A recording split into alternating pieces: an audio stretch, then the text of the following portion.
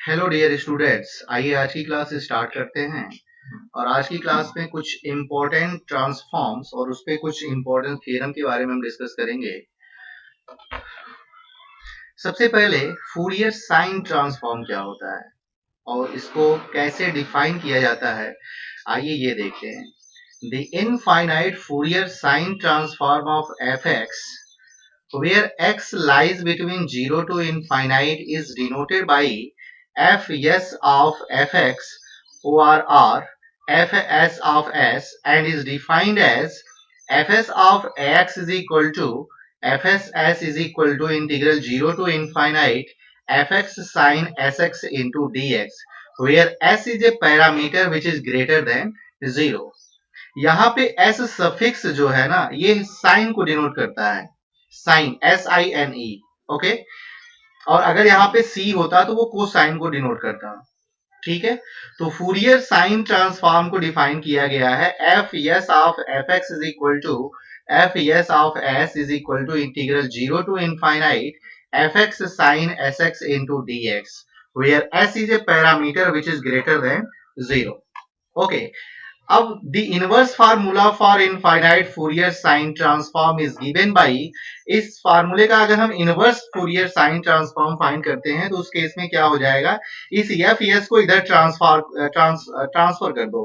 Okay, जब इसे transfer करेंगे तो क्या हो जाएगा, F S inverse of F S S. Okay, तो F S inverse of fs of s is equal to fx and this is equal to 2 upon pi integral 0 to infinite fs of s into sin sx into ds। Okay, तो यहाँ पे s suffix जो है ये sign को denote करता है।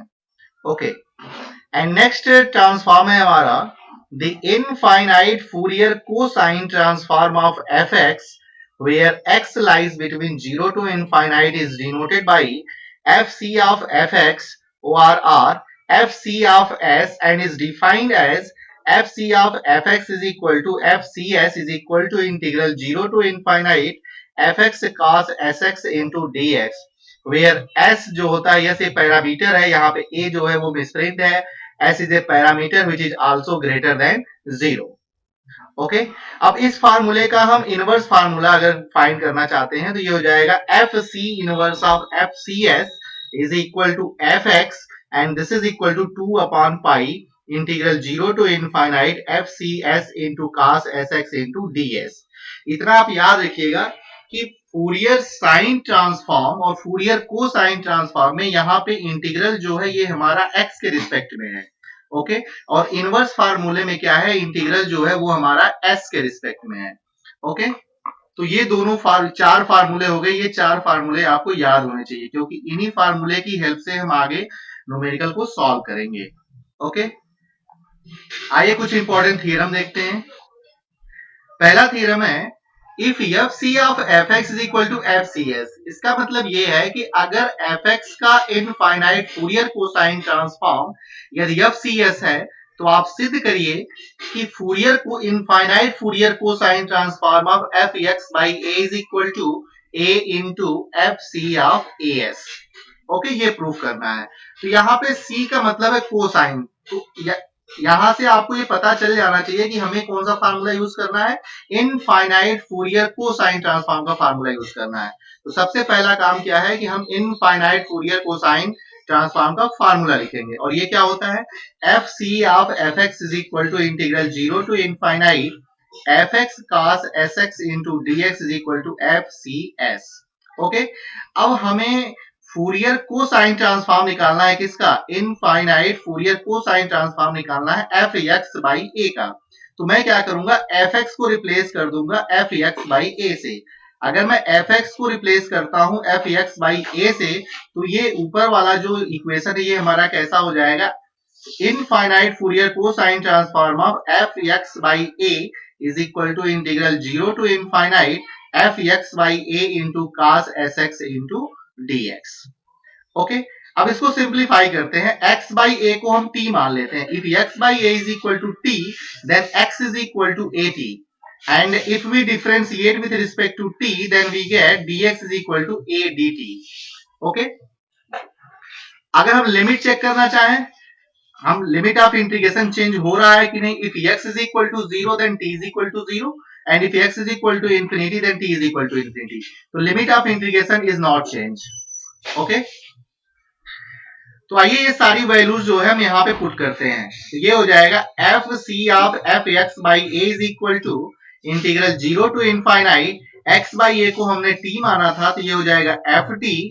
Okay, और x की वैल्यू यहां से at हो जाएगा, तो ये हो जाएगा cos s at into a dt. तो मैं इंटीग्रल के बाहर कर सकता हूं a को, तो a हमारा बाहर हो गया, तो ये हो गया integral 0 to infinite F T cos s a into t into dt. Okay, तो ये एक्चुअल में ये फार्मूला जो बना वो इनफाइनाइट फूरियर कोसाइन ट्रांसफॉर्म का ही फार्मूला है. बस अंतर क्या है कि यहाँ पे s की जगह पे एस ए आ गया है. ठीक है, तो अगर हम इसका यूज करते हैं तो यहाँ पे अगर यस है तो ये एफ सी एस है, तो यहाँ पे एस ए है तो यहाँ पे एस ए आ जाएगा. ठीक है, तो infinite Fourier cosine transform of F X by A is equal to A into F C of A S. यही हमें प्रूफ करना था, तो इजिली आप प्रूफ कर सकते हैं. ओके, आइए नेक्स्ट थ्योरम देखते हैं.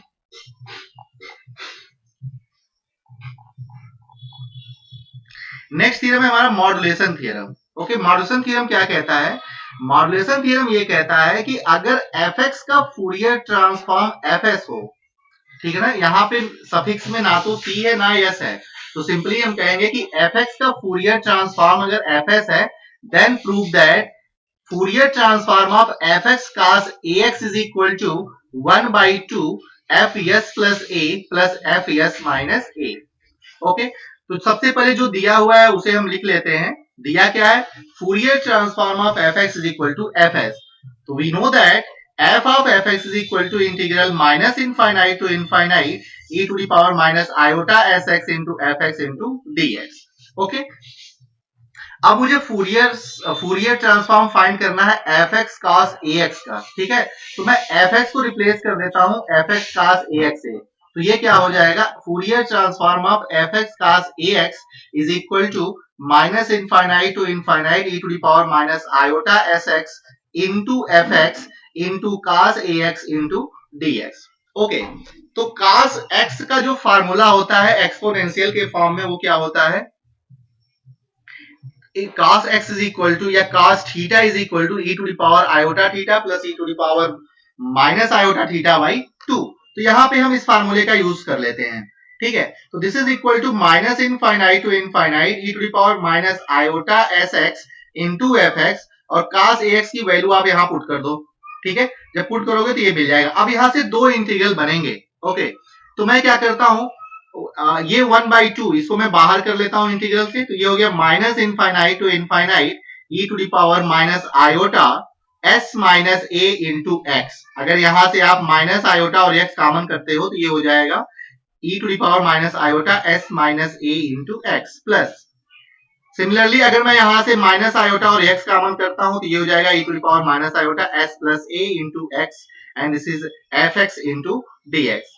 तो यहां से दो इंटीग्रल बनेगा. पहला इंटीग्रल क्या होगा? 1/2 integral minus infinite to infinite e to the power minus iota s minus a into x into fx into dx plus integral minus infinite to infinite e to the power minus iota s plus a into x into fx into dx.